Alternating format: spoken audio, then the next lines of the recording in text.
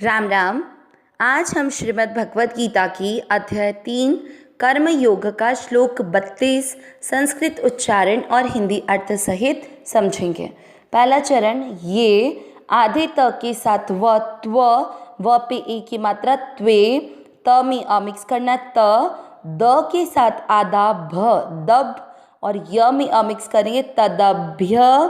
सु की मात्रा बड़ी है, लंबा खींचना है। य के साथ आधा न सुयंतो।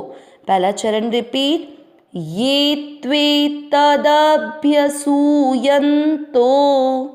दूसरा चरण, नानु ती के साथ आधा षटकोण वाला तिश, ठ मात्रा के अंदर जो आधा न उसको ठ के साथ करेंगे तिष्ठन्ति, जो पूरा था उस पर ई की मात्रा लगे तिष्ठन्ति में में अ मिक्स करना, म त के साथ आधा मतम मतम।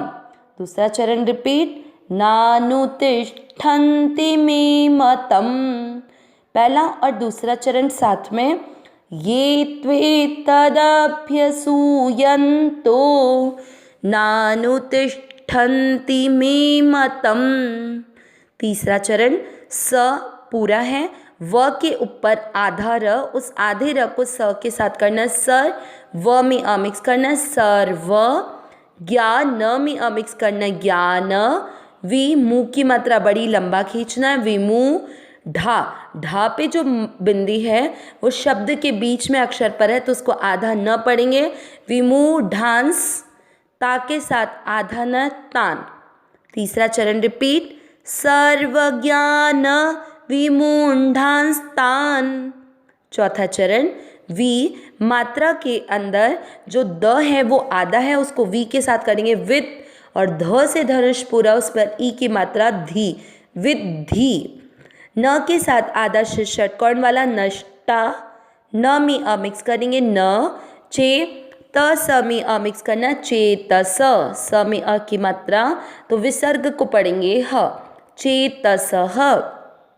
चौथा चरण रिपीट, विद्धि नष्टान चेतसः। तीसरा और चौथा चरण साथ में, सर्वज्ञान विमूढ़ांस्तान विद्धि नष्टान चेतसः। पूरे श्लोक का उच्चारण एक साथ, ये त्वे तदभ्यसूयन्तो नानुतिष्ठन्ति मे मतम सर्वज्ञान विमूढ़ांस्तान विद्धि नष्टा न चेतसः। एक बार फिर से, ये त्वे तदभ्यसूयन्तो नानुतिष्ठन्ति मे मतम सर्वज्ञान विमूढ़ांस्तान विद्धि नष्टान चेतसः। हमने सुना था पिछले श्लोक 31 में कि भगवान ने जो श्लोक नंबर 30 में अपना मत, अपना सिद्धांत बताया कि जब मनुष्य विवेकवती बुद्धि के द्वारा संपूर्ण कर्तव्य कर्मों को करके भगवान के अर्पण होकर कामना रहित, ममता रहित और संताप रहित हो जाता है तो वह कर्म और कर्मफल की आसक्ति से छूट सकता है। भगवान ने अपने इसी सिद्धांत को बताकर श्लोक नंबर 31 में इस मत की पुष्टि करते हुए बताया था कि जो भगवान के इस मत में श्रद्धा रखता है, दृढ़ विश्वास रखता है और भगवान की कही हुई इस बात को मानकर कोई दोष दृष्टि नहीं रखते हुए संपूर्ण कर्तव्य कर्म को करते हुए उनको भगवान के अर्पण कर देता है, और अर्पण करने के पश्चात किसी भी प्रकार की भीतर में न कोई इच्छा है, न ममता है, न दुख है, तो वह कर्म बंधन से सदैव के लिए मुक्त हो जाता है। अब भगवान दूसरी तरह कि जो भगवान के इस मत में दोष दृष्टि डालते हैं उनका क्या होता है वो आज के श्लोक में बताएंगे। ये यानी जो मनुष्य, त्वे में तू आ गया है, तू यानी परंतु। अब देखो त्वे में यहाँ पर व में ए की मात्रा है तो एतद, तू धन एतद, तू यानी लेकिन, एतद यानी इस। अब भ्य में जो अ य है ना, य में अ मिक्स किया था तो द में ये तू यानी हो गया लेकिन, एतद यानी हो गया इस, द में जो अ मिक्स किया था तो उससे शब्द बन गया अभ्यसूयन्तो। अभ्यसूयन्तो यानी दोष दृष्टि करते हुए। पिछले वाले श्लोक में हमने शब्द काम लिया था अनसूयन्तो यानी दोष दृष्टि से रहित होकर। अब यहाँ पर है नानु। नानु में दो शब्द हो गए, न धन अनु। अ और न का अ, दोनों अ और अ मिलके आ बना, इसलिए नानु बना। न यानी नहीं, अनुतिष्ठन्ति यानी अनुष्ठान करते हैं, तो नानुतिष्ठन्ति यानी अनुष्ठान नहीं करते हैं। में यानी मेरे, मतम यानी मत में। सर्व ज्ञान विमूढ़ान, इसमें आधे न तक है ना, वहाँ तक पहुँचेंगे तो संपूर्ण ज्ञान में मोहित। विमूढ़ यानी मोहित। आगे क्या हुआ, आधा से शब्द को जोड़ रहा है। तान विद्धि, तान यानी उन, विद्धि यानी समझ, समझो।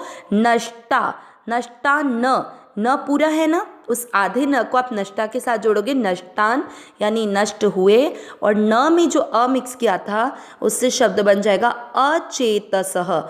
चेतना यानी होती है विवेक, और अचेतस यानी जो अविवेकी मनुष्य है। तो पूरा अर्थ क्या निकला, परंतु जो मनुष्य मेरे इस मत में दोष दृष्टि करते हुए इसका अनुष्ठान नहीं करते, उन संपूर्ण ज्ञानों में मोहित अविवेकी मनुष्यों को नष्ट हुआ ही समझो, मतलब उनका पतन ही होता है। तो भगवान ने यहाँ पर उन मनुष्यों की बात की है जो भगवान के इस मत में कि संपूर्ण कर्तव्य कर्म को कर, ऐसा नहीं है कि कर्म करने से बंधते हैं, कर्म कर, लेकिन उन कर्मों को विवेकवती बुद्धि के द्वारा मुझे अर्पण कर दे और फिर कामना रहित, ममता रहित और संताप रहित हो जा। भगवान की इस बात में जो श्रद्धा न रख के दोष दृष्टि करते हैं कि भगवान कैसे स्वार्थी हैं, जो संपूर्ण कर्म हमसे करवाना चाहते हैं और उसके बाद में उन सब कर्मों को अपने अर्पण करने के लिए बोल रहे हैं। तो ऐसा दोषारोपण करने से वह इस जैसा भगवान ने बताया ना उस प्रकार से कर्म का अनुष्ठान करते नहीं, तो इस वजह से वो क्या है, वो अविवेकी हैं। उनमें मनुष्य होते हुए भी अपने विवेक का सदुपयोग नहीं है। किस बात का विवेक, कि सब कुछ भगवान का ही है। जब प्रकृति, हम मनुष्य, हमारा स्वरूप, हम सब कुछ जब भगवान का ही है, तो जिसका है उसको अर्पण कर देने में हमने कुछ नया काम किया ही नहीं है। अगर आप किसी की कोई चीज़ लेते हो, कुछ दिनों तक वो आपको इस चीज़ के लिए देता है कि इस चीज़ का सदुपयोग करो, उसके बाद में अगर आप उसको वापस लौटा रहे हो तो हमने क्या नई चीज़ की। ऐसे ही भगवान ने हमें ये शरीर इसलिए दिया कि हम कर्तव्य कर्म को इस प्रकार से करें कि उससे हम बंधन से मुक्त हो जाए, जन्म मरण के बंधन से मुक्त हो जाए। तो इसका मतलब ये नहीं है कि हम कर्तव्य कर्म करके उनसे बंध जाएं, उनको अपना मान लें, अपने लिए मान लें, जबकि सब कर्म मेरे नहीं, मेरे और मेरे लिए न होकर भगवान के लिए ही मैं संपूर्ण कर्तव्य कर्म कर रही हूँ या कर रहा हूँ, और सब कुछ भगवान का ही है। ऐसा मानने से उसका उत्थान हो जाता है। लेकिन जो भगवान के इस मत में दोष दृष्टि करता है वह अविवेकी है और इसीलिए उस मनुष्य का पतन हो जाता है। अविनाशी सहज सुख राशि, हे नाथ, हे मेरे नाथ, मैं आपको भूलूं नहीं। नारायण नारायण नारायण नारायण।